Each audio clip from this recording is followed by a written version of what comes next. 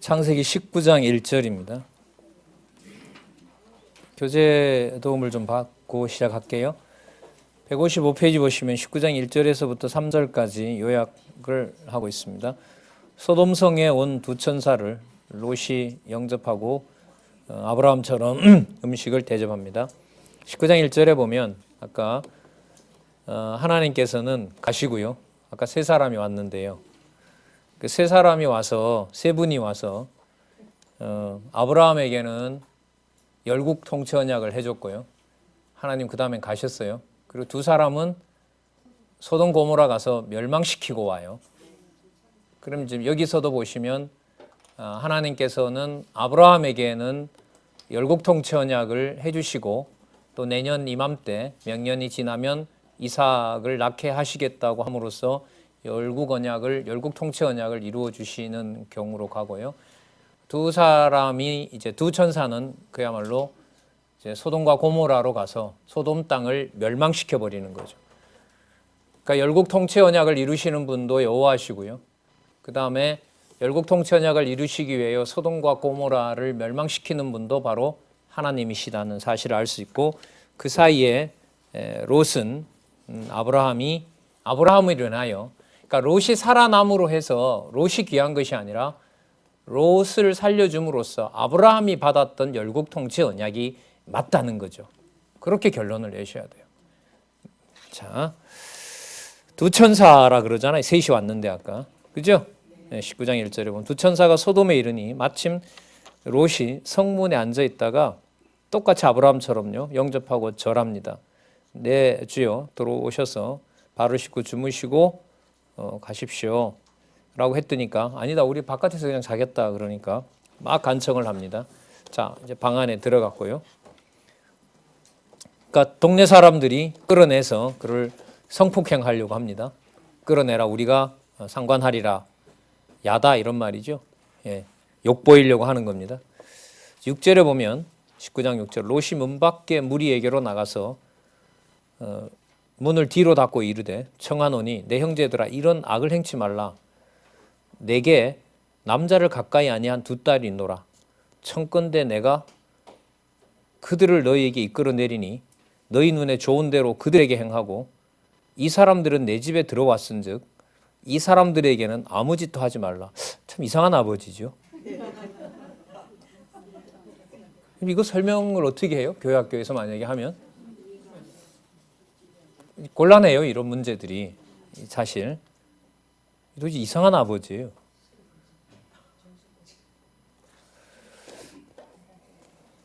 이게 믿음일까요?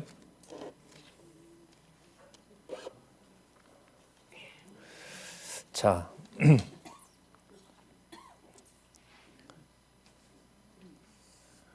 9절요. 그들이 가로되 너는 물러나라. 또 가로되 이놈이 들어와서 우고하면서 우리의 법관이 되려 하느냐. 굴러 들어오는 놈이 이래라 저래라 우리한테 하느냐 합니다. 그러자 천사가 여호와의 사자가 그들의 눈을 어둡게 해버리는 겁니다. 자, 강론집 157페이지 보시면 두 번째 단락 밑에서부터 네 번째 줄에 롯이 자기 집에 찾아온 두 천사를 어떻게 하여서라도 보호하고자 하는 정성은 좋으나 그 방법까지 정당화될 수는 없다. 이 강론자도 고민을 많이 하신 것 같아요. 1군에서 어떻게 표현이 바뀔지 어떨지 여러분들이 좋은 질문을 해주시면 좋은 답이 나오리라고 봅니다. 사람의 생각 가지고 파악이 되질 않습니다. 그럼 롯이 아브라함과 함께 다니면서 여호와 하나님의 존재를 알았는지 또 그런 믿음을 줬는지 뭐가 연상이 되냐면요. 나중에 아브라함에게 하나님이 누구를 바치라고 하냐면 이삭을 바치라고 하죠. 그러니까 하나님께서 테스트한 거 아니에요. 시험한 거잖아요. 예. 답은 뭐 이렇다라고 할 수 없는데 연상되는 사건들이 많이 나타납니다. 자, 결과적으로는요. 이 두 딸이 보호가 돼야 모압과 암몬이 태어납니다. 어쨌든 그런 방향으로 갑니다. 그러니까 이렇게 되는 거죠. 롯이 보호를 받는 정도가 아니라 복의 내용인 자손 딴 통치 언약의 혜택을 아브라함으로 더불어서 아브라함으로 인하여서 복을 받게 되죠. 그게 모압과 암몬입니다. 근데 이 방법은 우리가 생각하는 그런 방식이 아닙니다. 그럼 그것만 그렇냐? 오늘까지 확인한 창세기 1장에서부터 시작된 지금까지 모든 방법이 언약과 성취를 이루는 방법이 누구의 방법으로는 이해될 수 없는 것이다. 그렇죠. 그런 맥락에서는 이해를 할 수가 있는 거죠. 그럼 어떤 건 이해가 되고 어떤 건 이해가 안 되느냐? 그거는 진짜 우리 기준의 판단인 거죠. 자, 12절에 보시면 이렇게 물어요. 롯에게 그렇습니다. 야, 너에게 속한 자 있느냐? 이렇게 물어요. 이게 벌써 뭐냐면 자손 언약을 보호하는 것과 연관이 되죠. 사위나 자녀나 성중에 내게 속한 자들을 다성 밖으로 이끌어내라.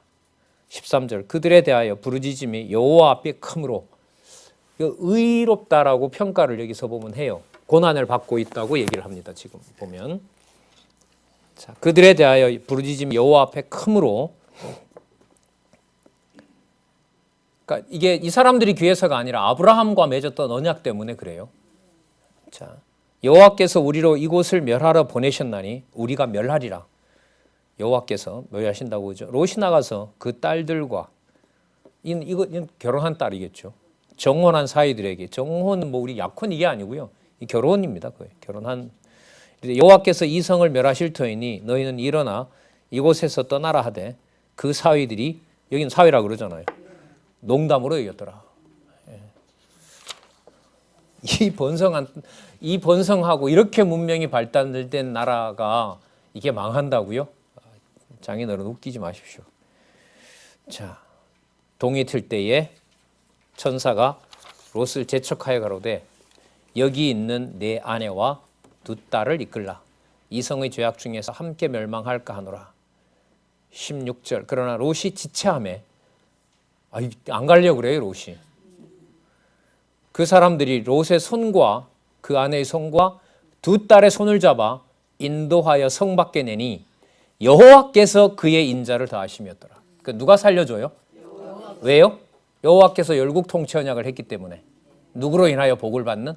아브라함으로 인하여 복을 받는. 여러분 여호와의 사자가 손을 잡아 성 밖으로 인도해내는 걸 보고 여러분들 롯은 주저하고 있죠 지금. 이런 걸 뭐라 부르냐면 불가항력적 은총이라고 합니다. 그러니까 한 거 하건 안 하건 상관없어요. 하나님이 시키시면 할 수밖에 없는 것이죠. 구원 줄게 너 받을래 말래 이런 게 아니죠. 자, 17절입니다. 그 사람들이 그들을 밖으로 이끌어낸 후에 이르되 도망하여 생명을 보존하라. 돌아보거나 들에 머물거나 하지 말고 산으로 도망하여 멸망함을 면하라. 롯이 그들에게 이르되 내 주여 그리 마옵소서.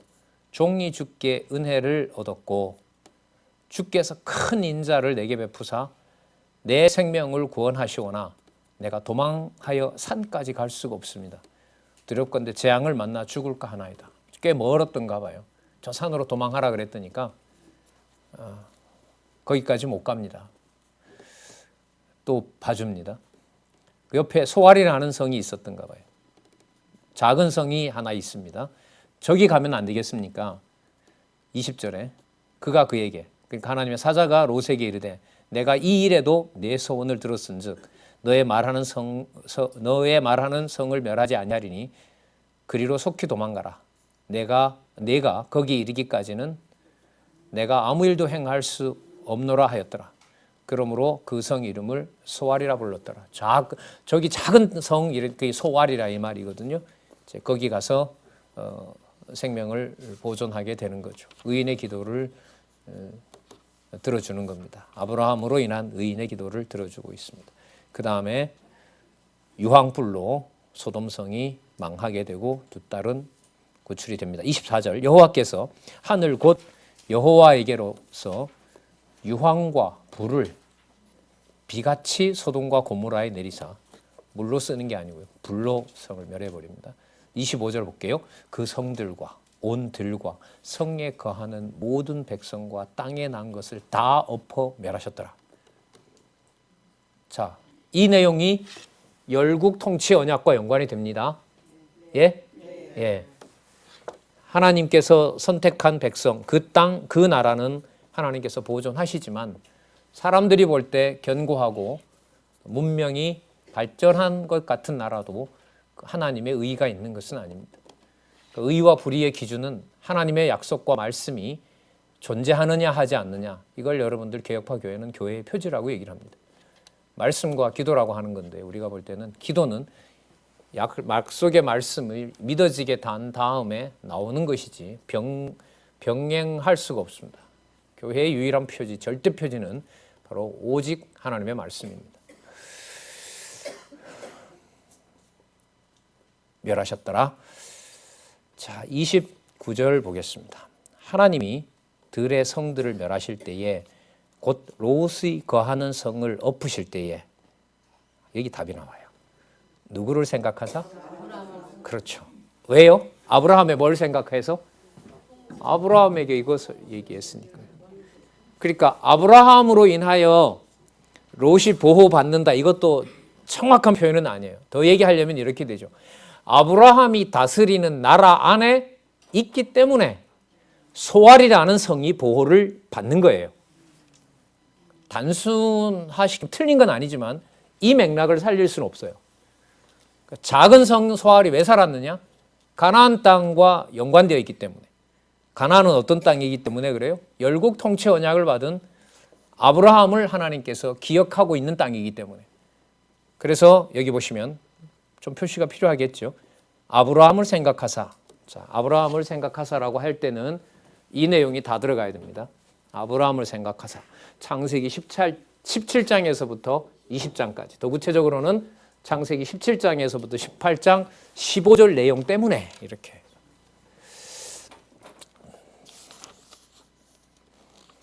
롯의 두 딸이, 그 설명이 여러분 161페이지에 보면 그 본문 시작하기 전에 네 번째 줄 밑에서 네 번째 줄에 있죠. 그러나 롯은 여호와의 천사들을 영접하고 그들의 말을 순종한 자이다. 그래서 여호와께서는 아브라함을 생각하사 롯으로 하여금 유황불로 멸하는 소돔성에서 떠나게 하여 주신 것이다. 자, 베드로후서 2장 6절에서부터 8절에 설명을 하고 있습니다. 자, 롯의 두 딸이 참 묘한 일이죠. 아비와 상관하여 모압과 암몬을 낳습니다. 자, 아버지는 늙었고 31절 중간에 보면 31절부터 읽어볼게요. 큰 딸이 작은 딸에게 이르되 우리 아버지는 늙으셨고 이 땅에는 세상의 도리를 쫓아 우리의 배필을 댈 사람이 없으니 다 죽었던가 봐요. 마치 그 노아 홍수 후의 상황하고 비슷한. 우리가 우리 아버지에게 술을 마시고 동침하여 우리 아버지로 말미암아 인종을 전하자. 참 똑똑한 딸인지 정신이 나간 딸인지. 예, 아비는 모릅니다. 33절. 그러나 그 아비는 그 딸이 눕고 일어나는 것을 보지 못하였다. 그 다음에 동상복 오늘 밤은 이제 너가 들어가라. 자, 35절. 이 밤에도 그들이 아비에게 술을 마시고 작은 딸이 일어나 아비와 동침하니라. 그러나 아비는 그 딸이 눕고 일어나는 것을 깨닫지 못하였더라. 롯의 두 딸이 아비로 말미암아 잉태하고 큰 딸은 아들을 낳아 이름을 모압이라 하였으니 오늘날 그 모세가 이 글을 기록할 때죠. 이미 거기는 모압 자손들이 있었던 거죠. 왜냐하면 이 사건은 이 글을 쓸 당시부터 1000년 전의 역사니까요. 그죠? 예, 한 500년 전 역사네요. 모세가 1500년경에 썼다고 하니까요. 지금 이스라엘 광야에 와 있거든요. 아니 시내산 광야에 와 있으니까 거기에는 이미 가나안 7족속들이 다 자리를 잡고 있고 모압, 암몬, 에돔 이게 벌써 제국들이 다 만들어져 있으니까요. 그 민족이 저기 왜 저런 민족이 있는지를 설명하고 있는 겁니다. 모압 족속의 조상이요 작은 딸도 아들을 낳으니 베남미라 하였으니 오늘날 암몬 족속의 조상이었더라. 예. 나중에 여러분들 그 신명기에 가면요. 그 광야 40년을 지날 때 모압과 암몬을 모세로 하여금 건드리지 말라 그럽니다. 그게 뭐와 연관이 되냐면 아브라함에게 했던 언약 때문에 그래요.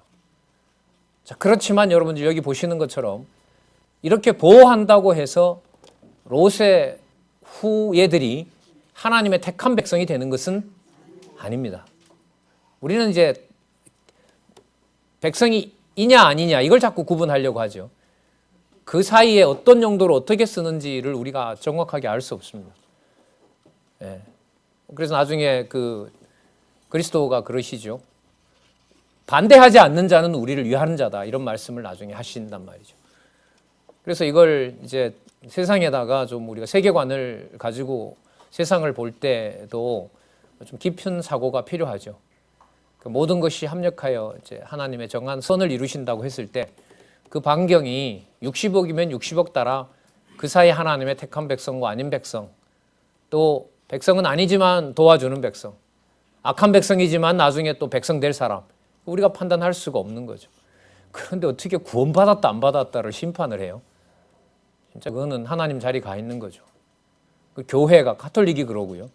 개신교 목사들이 천국 보내고 뭐 어디 보내고,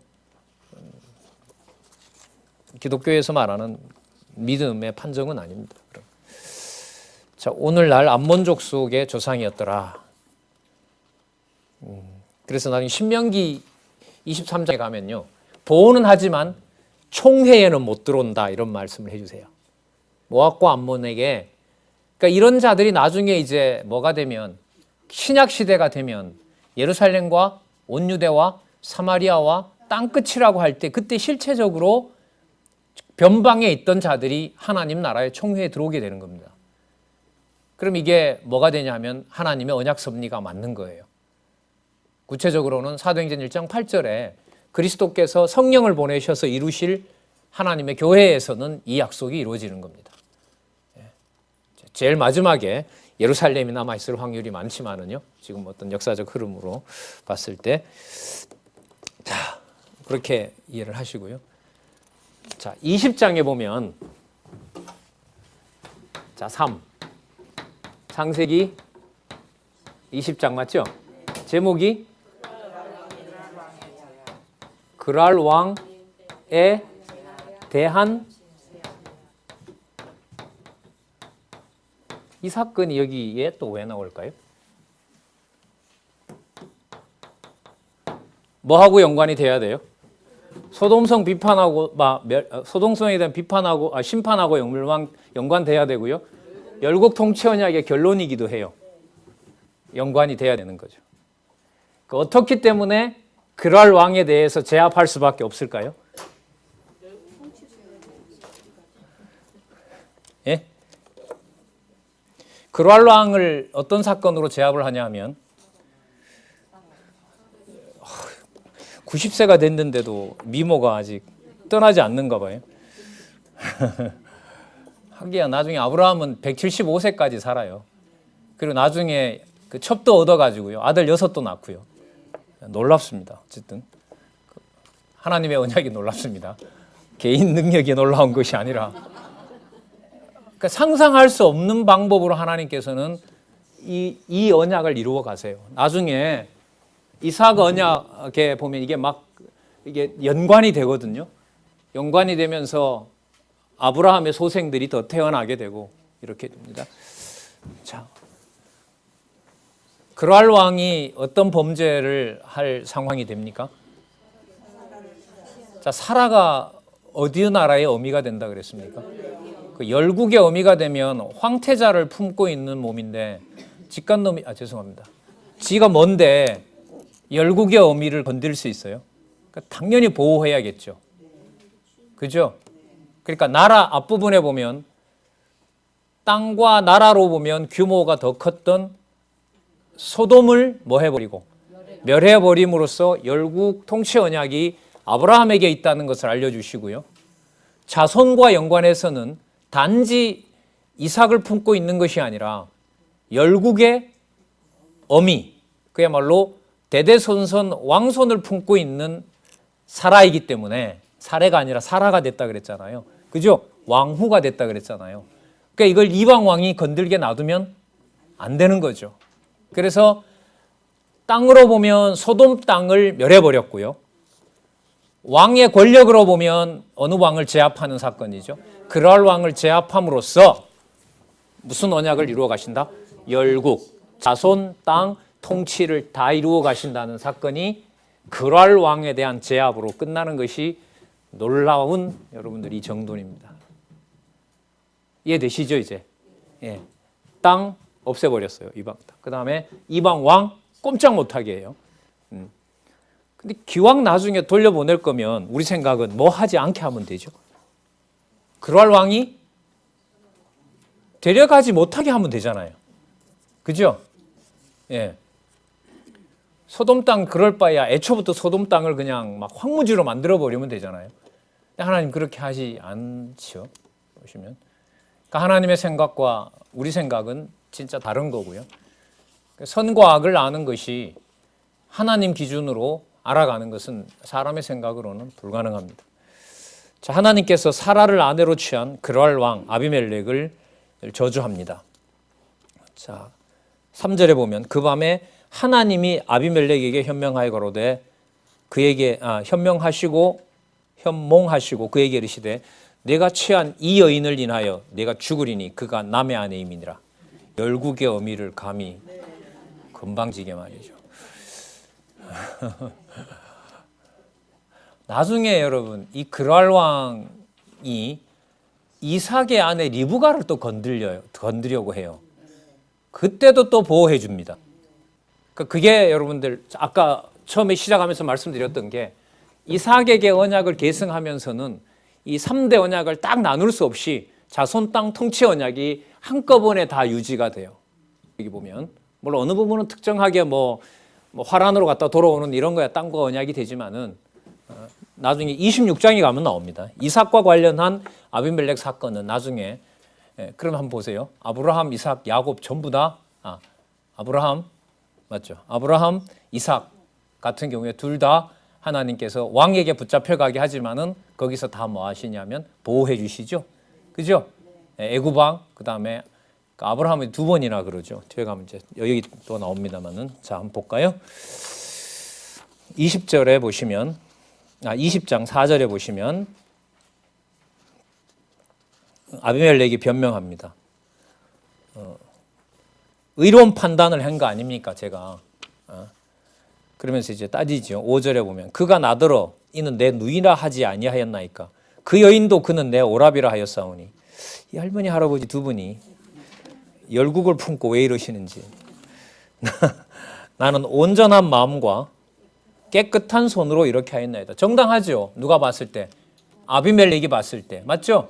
아비멜렉이 봤을 때 이건 정당한 거예요. 빼앗아 온 게 아니란 말이죠. 다윗처럼. 빼앗아 무슨 살인한 것도 아니고 정당한 방법으로 자기 부인을 취한 거고 그야말로 왕 뭐라 그러죠 이게 뭐 첩인지 뭐 어쩐지 모르겠지만 맞아들인 건데 말이죠. 자, 그러나 하나님 보실 때는 아니에요. 하나님 볼 때는 몰라도 죄가 돼요. 우리는 모르고 그랬어요, 그러죠? 근데 하나님 보실 때는 모르는 것도 죄예요.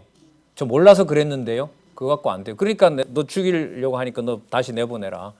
하나님께서 다 판단하시죠. 하나님이 꿈에 또 그에게 이르되 내가 온전한 마음으로 이렇게 한 줄을 나도 알았으므로 너를 막아 내게 범죄하지 않게 하였나니 여인에게 가까이 못하게 함이 이 까닭이니라. 그래서 내가 나타났다는 거죠. 하나님이 보호하십니다. 열국의 어미를요. 이제 그 사람의 아내를 돌려보내라. 그는 누구라? 있으면 선지자라는 말이 나와요. 선지자. 아브라함이 선지자예요. 자손 땅 통치 언약을 보여줄 선지자입니다. 열국의 통치와 연관되죠. 메시아와 연관됩니다. 족장 아브라함이 아니라 열국의 왕이자 여기서 뭐라 그러죠? 선지자고요. 여호와의 단을 여호와께서 마모레 앞 상수리 나무 앞에서는 여호와의 앞에 단을 쌓고 뭘 드리는 제사를 드리는 삼직에 관련된 모든 내용들이 아브라함 사건을 통하여 여호와를 기억하게 하는 사역으로 모두 연결이 됩니다. 자, 나중에 이삭까지 바치게 되는 경우까지 보면 삼직에 대한 내용들이 여기서도 그려지고 있다는 것을 알 수 있습니다. 자, 내가 그를 위하여 그가 너를 위하여 여기 보세요. 그는 선지자라. 그가 너를 위하여 기도하리니. 이 표현이 여기 왜 나오냐 하면 이것 때문에 그래요. 여기서는 이제 기능으로 보면 제사장과 선지자 기능이죠. 아비멜렉을 위해서 뭐 해주니까? 기도를 해주는 거니까. 하지만 그거하고 열국의 지배자가 되어서 열국에 해당되는 이방의 왕인 그랄왕 아비멜렉을 다스리는 것하고도 다 연관이 돼요. 어쨌든 왕으로 봐도 통치를 해야 되고요. 기도를 보더라도 아브라함의 기도 때문에 아비멜렉이 살아나야 되고요. 맞죠? 백성도 아브라함의 받은 약속 때문에 아브라함의 백성들을 함부로 손댈 수가 없는 겁니다. 그래서 거기 나와 있는 선지자라는 말 다음에 그가 너를 위하여 기도하게 된다. 이게 나중에 여러분들 태를 열어주거든요. 아비멜렉이 이 일로 인하여 태가 다 닫혀버렸어요. 뭐가 망하게 되는 거죠? 족속이 망해버리는 거예요. 태를 닫아놓으면. 한 20년만 닫아놔버리면 그 나라가 없어지는 거 아니에요. 참 무서운 거죠. 자, 그가 너를 위하여 기도하리니 내가 살려니와 내가 돌려보내지 아니하면 너와 내게 속한 자가 다 정령 죽을 줄 알지니라. 아브라함하고 사라는 둘이 거짓말을 했는데 하나님은 아브라함을 선지자라고 하고, 그죠? 이걸 또 어떻게 정리를 하면 되죠, 이거? 언약을 아브라함의 어떤 소행 때문에, 아브라함의 어떤 의 때문에 아브라함이 열국 통치 언약을 받고 유지하는 것은 아니다는 겁니다. 그 은혜 중에 은혜죠. 너무 큰 하나님의 은혜와 자비가 쏟아지고 있습니다. 여기 보면, 자, 애굽에서는 거짓말하고 가나안 정착 자금 왕창 얻어오고, 아비멜렉 왕한테는 거짓말하고 선지자 칭호 얻고, 이 참 괜찮은 방법 같아요. 그죠? 하는 건 범죄밖에 없는데 얻는 칭호는 왕, 제사장, 선지자 칭호를 다 받는단 말이죠. 자, 하나님의 존재와 하나님의 능력에 맞춰야 됩니다. 아니면 이제 해석을 할 수가 없습니다. 9절 볼까요? 8절 볼게요. 8절. 아비멜렉이 그 아침에 일찍 일어나 모든 신복을 불러 그 일을 다 말하여 들리매 그 사람들이, 그럼 열국의 압이 많네요. 어디 제왕의 부인을 건드려요? 그러면 아까 열국의 어미가 된다, 열국의 아버지가 된다, 열왕이 난다라는 17장의 약속이 지금 그랄왕에까지 지금 계속 이어지죠. 그러니까 17장이 중요해요. 또 12장 같은 경우에 매우 중요합니다. 아비멜렉이 아브라함을 불러서 그에게 이르되 내가 어찌하여 우리에게 이런 일이 하느냐?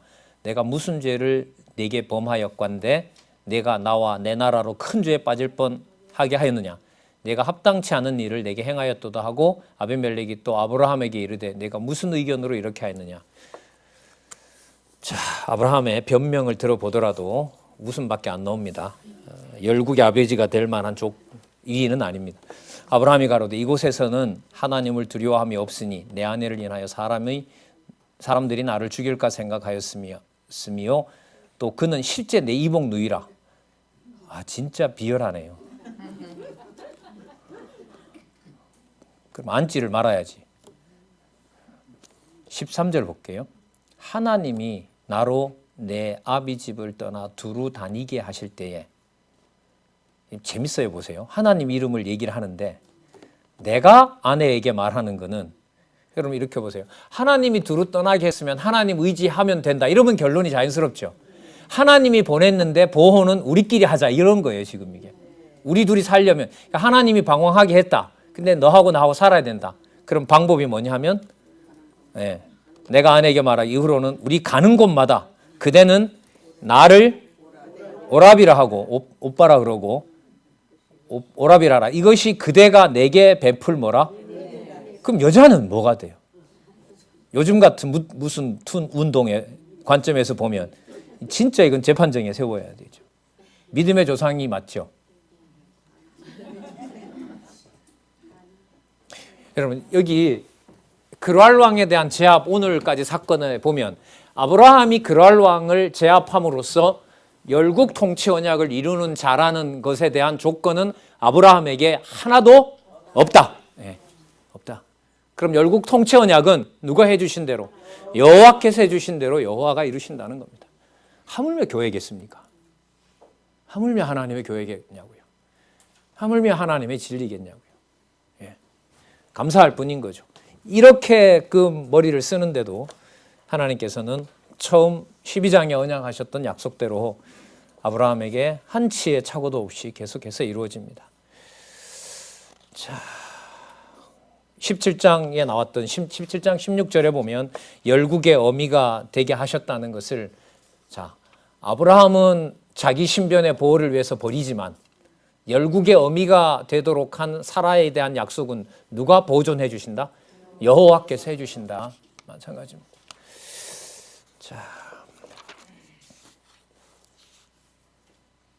15절에 보면 아브라함에게 이르되 내 땅이 내 앞에 보이니 너 보기 좋은 대로 거하라 하고 사라에게 이르되 내가 은 1000개를 내 오라비에게 주어서, 여기 오라비라 그래요, 그것으로 너와 함께한 여러 사람 앞에서 내 수치를 풀게 하였노니 내 일이 다 선이 해결되었노라. 네, 여러분 진짜 왕후는 누구예요? 그러면 아비멜렉이 사라를 지배한다는 거예요? 아니면 사라가 아비멜렉을 무릎 꿇게 하겠다는 거예요? 하나님이 그렇게 하시는데요. 하나님이 그렇게 하시는데 지금 이 상황에 보면 아비멜렉이 왕이잖아요. 근데 결과적으로 보면 아비멜렉이 누구를 섬긴 꼴이 돼요? 사라를 섬긴 꼴이 되죠. 왜 섬김을 사라가 받아야 되죠?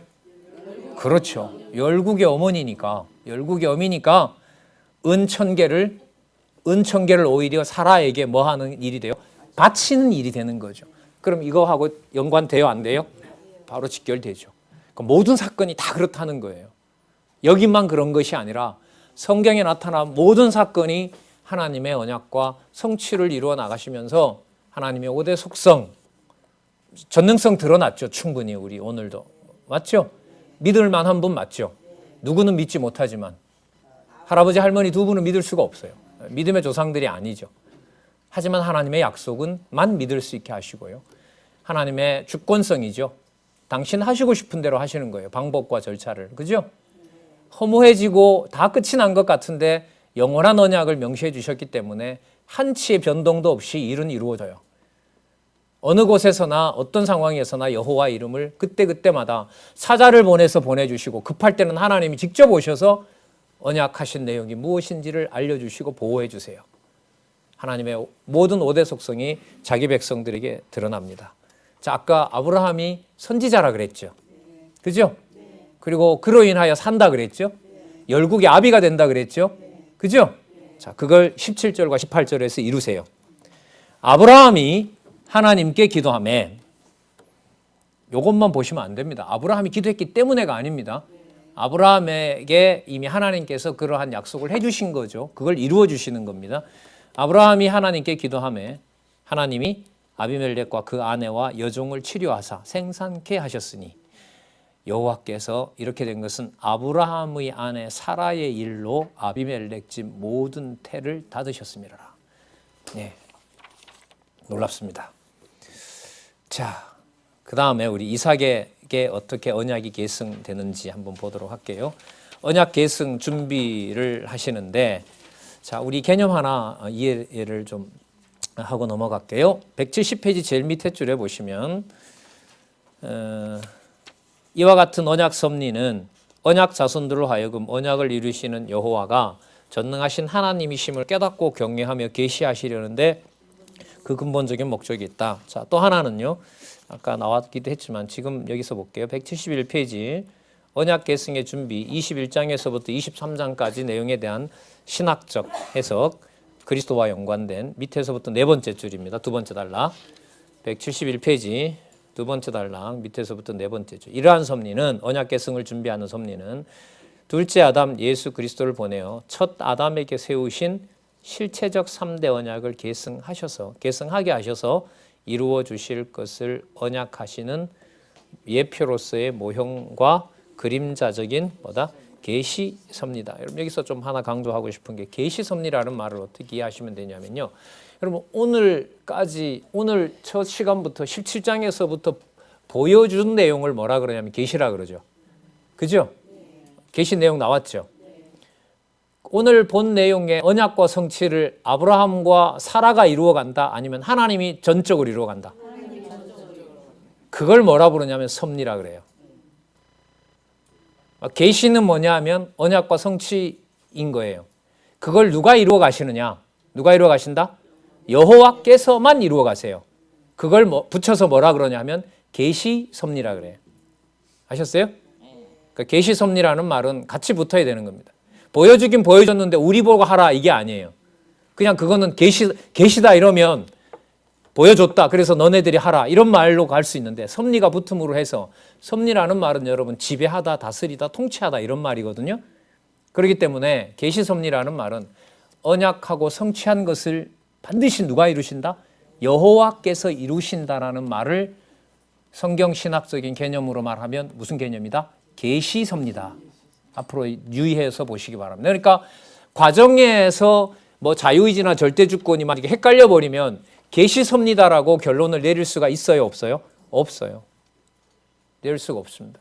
그래서 이 개념이 끝까지 강론지 끝까지 나오는 이유가 계시 섭리라는 말이 나오는 이유가 바로 뭐냐면 언약하고 성취하신 대로 창세전에 언약하신 대로 이루시는 것을 누가 하신다? 여호와께서 하신다. 오늘도 핵심적인 내용이었죠. 17장에서부터 그죠? 17장에서 언약해 주신 대로 열국의 어미 열왕의 아버지가 되는 이 사건은 여호와께서 해오신 일이라는 것을 지금 오늘 확인한 데까지 또 살펴봤던 겁니다. 자, 그러면 이삭에게 언약을 계승해서 보호하는 것도 누가 하실까요? 예, 그렇게 보시면 이런 주어들이 여러분 눈에 확 들어와요. 21장 1절 보세요. 여호와께서 그 말씀대로 언약하신 대로 좀 거슬러 올라간다면 17장에 약속하셨던 내용대로 가까이 사라를 뭐 하셨고 권고하셨고 돌보셨고 맞죠? 예. 이제까지 사라를 아브라함이 지켜왔다? 아니죠. 못 지켰죠. 못 지켰고 범죄했는데도 사라 덕분에 오히려 재물을 모으는 일이 벌어졌습니다. 권고하셨고 그 다음 또 여호와께서 그 말씀대로 이 강조할 만합니다. 그죠? 예. 자, 이제 이삭에게 시작되는 일의 서론은 뭐냐면 여호와께서 그 말씀대로 여호와께서 말씀하신 대로 이걸 다바르라 그럽니다. 히브리어로 다바르. 여호와께서 말씀하셨다. 사라에게 행하셨으므로 사라가 잉태하고 그다음 또 보세요. 하나님의 말씀하신 기한에 미쳐 전부 여호와 하나님이라고 하고 있습니다. 자, 늙은 아브라함에게 아들을 낳으니 아브라함이 그 낳은 아들 곧 사라가 자기에게 낳은 아들을 이름하여 뭐라 그랬다? 이삭이라 그랬다. 5절 끝에 보면 낳을 때 100세였다. 6절 보세요. 사라가 가로되 하나님이 나를 뭐 하게 하셨다고요? 그러니까 처음에 약속 받을 때는 뭐 어떤 웃음이었어요? 비웃음이었죠. 여기서는 어떤 웃음일까요? 즐거운 낙을 누리는 웃음인 거죠. 그러니까 웃음의 종류가 같아요, 달라요? 예, 교회에서는 비웃다가 하나님한테 벌 받습니다. 어디 하나님의 교회를 두고 비웃어요? 근데 여러분 비웃는 건 여러분들 그 이유가 뭐냐 하면 시기 질투죠. 그죠? 픽 잘 되는 거 한번 두고 보자. 날 버리고. 예. 아니, 잘 돼요. 비웃어도 잘 됩니다. 하나님의 교회는. 예. 그런 미련한 짓을 할 필요는 없죠. 그죠? 비웃어도 되는 게 언약 성취고 비웃어도 되는 게 하나님 말씀인데 근데 그게 또 마음대로 안 되거든. 마음대로 안 된다는 말은 교회 하나님의 교회에 있다가 하나님의 교회로부터 제명되는 일도 벌어집니다. 어떤 청년의 고민이 이 얘기를 하면 생생해요. 한 3년 전 일인데 이렇게 말씀 듣다가 가룟유다처럼 버려지면요. 어쩔 수 없지 뭐라고 대답은 못했고요. 그 질문 듣는 나는 안 버려지겠네요. 제가 그렇게밖에 반문을 못했습니다. 저는 이렇게 열심히 공부하고 했으니까 저는 안 버려지겠죠. 웃기죠? 그죠? 저는 안 버려져요. 그죠? 웃기는 소리죠. 예, 참. 그러니까 여러분 이게 우리가 그냥 교회 문화 속에 장안유관교 오래 계신 어른들 한 40년 지났잖아요. 그러니까 무엇이 하나님의 보호였고 진짜 무엇이 하나님의 은혜였는지를 글쎄 여기 연로하신 분들 많은데 한 번쯤 꼭 정의를 할 필요가 있지 않겠어요? 이 말씀과 더불어서 자 6절 사라가 가로되 하나님이 나로 웃게 하시니 듣는 자가 다 나와 함께 비웃는 것이 아니라 기쁨의 낙을 누리게 된 거죠. 찬송하지 않겠습니까? 자 가로되 사라가 자식을 젖먹이겠다고 누가 아브라함에게 말하였느냐? 아브라함이 노경에 낳을 수 없는 상황에서 내가 아들을 낳았도다 하니라. 자, 이 무렵에 이미 하갈이 낳은 이스마엘은 14살이 됐습니다. 자, 아까 권사님이 악인도 악한 날에 쓴다 했는데요. 씁니다 이제. 아이가 사람의 젖을 떼고 이삭의 젖을 떼는 날에 아브라함이 대연을 배설하였더라. 그런데 사라가 본즉 아브라함의 아들, 이 재밌어요. 아브라함의 아들 애굽 여인 하갈의 소생이 누구죠? 이스마엘이 이삭을 희롱하느냐 놀리는 거죠. 그럼 이삭을 놀리면 돼요, 안 돼요? 왜 안 돼요? 또 잊어버리셨어. 진짜. 열국의 어미로부터 난 왕세자예요. 어떻게 황태자를 어리다고 놀려요? 하나님의 교회죠. 하나님의 교회는 함부로 할 수가 없습니다. 택하신 족속이요, 왕 같은 제사장이요, 그의 백성된 하나님의 교회를 그리스도도 사도 바울도 함부로 대할 수 없었던 것이 지상에는 딱 하나가 있습니다. 그게 하나님의 신령한 교회입니다. 성령의 교통하심이 지배해가는 하나님의 교회입니다. 자, 10절에 보면 아브라함에게 이 사실을 얘기를 합니다. 내 아들 이삭과 함께 기업을 얻지 못하리라 라고 얘기를 하니까요. 11절에 아브라함이 그 아들을 위하여 이 일이 깊이 근심이 되었더니, 왜 근심했을까요? 근심하면서 결론을 하나님으로, 여호와 하나님으로 내지 않으면 근심의 결론이 나올까요? 안 나올까요? 안 나오겠죠. 하나님이 약속을 이스마엘도 안고 가고 이삭도 안고 가도록 하지 않았거든. 아까 약속은 누구에게 준다 그랬어요? 맞죠? 아까 누가 할례를 먼저 받았어요? 맞죠? 이스마엘이 할례를 먼저 받았지만 아까 우리 처음 시작할 때 나왔죠. 확인하고 갈게요. 이게 여기서 우연히 이루어지는 게 아닙니다. 이스마엘에게 할례를 주면서 그 21절에 보면 17장 21절을 제가 읽어볼게요. 20절부터 읽어볼게요. 17장 20절 이스마엘이 나오니까요. 이스마엘에게 이르러는 내가 네 말을 들었나니 내가 그에게 복을 주어 생육이 중다하여 많아서 그로 크게 번성할지라. 그가 12방백을 낳으리니 내가 그로 큰 나라가 되게 하려니와. 그러면 아브라함 곁을 떠나서 큰 나라를 이루어야 돼요. 21절이 중요하죠. 그러나 내 언약은 내가 명년 이 기한에 사라가 내게 낳을 누구와 세운다? 예, 이게 이루어진 거예요. 여기에. 아셨어요? 자, 그래서 20장 10절에서부터 13절 옆에다가요. 몇 장 몇 절을 적어 놓으시면 17장 21절 참고. 저도 이렇게 해보니까 몇 장 넘어가니까 앞부분을 며칠 후가 보면 전혀 기억이 안 나더라고요. 저도 솔직히. 그래서 이런 면에서 봐도 참 진짜 매일 말씀을 묵상할 수 있는 것도 진짜 큰 복인 것 같아요. 자, 그 다음에요. 12절에 보면 하나님이 아브라함에게 이르시되, 아브라함은 근심하고 있는데요. 내 아이나 내 종을 위하여 뭐 하지 말고, 근심하지 말고, 죄송합니다. 쓸데없는 걱정하지 말고 사라가 내게 이른 말을 다 들으라. 이삭에게서 나는 자라야 내 씨라 칭할 것임이라. 맞잖아요. 아까 그죠? 17장 21절 말씀요. 17장 21절 말씀. 자, 제가 이렇게 확인해 보는 것은요. 성경은 우리 지난번 요한계시록 할 때 강조를 많이 드렸는데 어떤 사건이 우연히 독자적으로 튀어나오는 게 없습니다. 발생하는 게. 특히 요한계시록은 그래요. 요한계시록에서 새로운 사실을 찾아내게 되면 요한계시록은 결론으로 맺어지지 않습니다.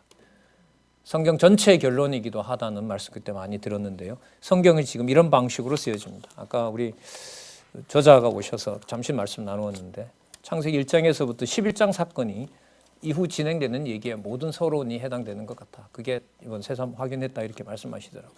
예, 중요한 말씀이죠. 13절입니다. 그러나 여종의 아들도 내 신이, 내 시라는 말은 어떤 내인가요? 어떤 아브라함인가요? 열국의 아비가 되고 복의 근원이 된다고 한 아브라함이었기 때문에 내가 그로 무엇을 이루게 하리라? 한 민족을 이루게 하리라.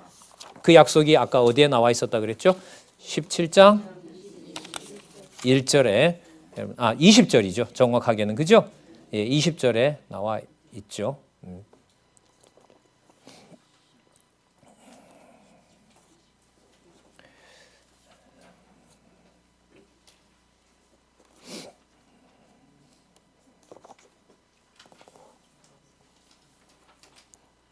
참 재밌기도 하네요, 사실. 성경이 이렇게 보니까. 자, 추방당합니다, 하갈이. 이스마엘하고 이제 근데 여기 보면요, 재밌는 게 아브라함이 이렇게 내보내게 되면 근심까지 했는데 나갈 때 좀 풍성히 싸줘야겠죠. 떡도 좀 여러 가지 주고 양도 100마리 끌려 보내고 하인들도 보내고 이래야 되는데 이 할아버지가 보면 14절에 보면 떡과 물 한 가죽 부대. 이거 죽으라는 거예요? 살라는 거예요? 이 참 뭐 다른 것보다 이게 참 재밌어요. 이게 보면. 그러니까 아브라함이 화가 났는지 내가 돌볼 거다 이러니까 그럼 당신 하나님 알아서 하세요. 나는 그냥 물하고 뭐지 떡하고 물 한 병만 제가 보내버릴 테니까. 자, 어쨌든요. 부엘세바에 방황합니다. 부엘세바에서 14절 끝에 보면 나오죠.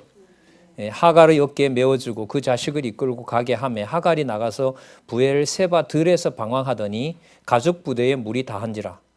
그 자식을 떨기나무 아래 두며, 이 광야라는 말입니다. 이게 떨기나무 아래 뒀다는 것은 가로되 자식의 죽는 것을 참아보지 못하겠다 하고, 그러니까 무슨 지경이 된 거죠? 죽을 지경이 됐어요. 근데 이미 약속은 받고 있거든요. 뭐 한다고요? 12방백이 나게 되고 번성한다고 했단 말이죠. 자, 여기에도 하나님께서 나타나십니다. 화살 한 쏠 거리쯤에 가서 대성통곡합니다. 자식 앞에서는 참아 못하고 17절에 보면 하나님이 그 아이의 소리를 들으심으로 하나님의 사자가 하늘에서부터 하갈을 불러 가라사대 하갈아 무슨 일이냐 두려워 말라. 하나님이 저기 있는 아이의 소리를 들으셨나니 일어나 아이를 일으켜 내 손으로 붙들라. 여기 또 나오네요. 그로 뭐 하기라? 큰 민족을 이루게 하리라. 17장 20절이죠. 자, 그러니까 17장 20절 속에 보면 아브라함에게 열국의 그 통치 언약도 허락해 주고 있고요. 또 아브라함의 첩, 그러니까 아브라함의 본 자식이 아닌 자들에게도 복의 근원이 된다는 걸 확인해 줬기 때문에 하갈을 살려주는 겁니다. 이걸 빼고 해석하면 이게 성경에서 빗나가게 돼요. 꼭 기억하시기를 바랍니다. 자, 19절에 보시면 하나님이 하갈의 눈을 밝히심에 샘물을 보고 가서 가죽 부대에 물을 채워다가 그 아이에게 마시웠더라. 눈을 다시 떠보니까 샘물이 있는 거예요. 근데 재밌는 게요. 나중에 이 샘은 하갈 차지가 되는 게 아니라 아브라함이 이 샘물을 차지하고 나중에 이삭이 이 샘물을 차지합니다. 그러니까 이 땅의 주인이 안 되게 해요. 어디로 보내요? 요즘으로 말하면 사우디아라비아 동쪽으로 보내버려요. 거기서 이제 요즘 말하는 이슬람의 조상이 되는 거죠. 자, 그다음 20절에 보시면 하나님이 그 아이와 함께 계심에 그가 장성하여 광야에 거하며 활 쏘는 자가 되었더니 그가 바란 광야에 거할 때에 그 어미가 그를 위하여 애굽 땅 여인을 취하여 아내를 삼게 하였더라. 따라서 아브라함의 기업을 물을 자는 이스마엘이 아니었더라. 하지만 약속대로 기업은 보호해 주시고 있다. 그걸 언약대로 이루시는 분이시다. 이렇게 정리가 됩니다. 자, 당시로 보면 애굽 사람과 정혼하는 게 좋죠. 왜? 강한 나라니까요. 먹을 것도 풍부하고, 먹을 것도 풍부하고, 가뭄이 들어도 도움 받을 수 있고, 다 인간적인 생각이라고 할 수 있겠죠. 자,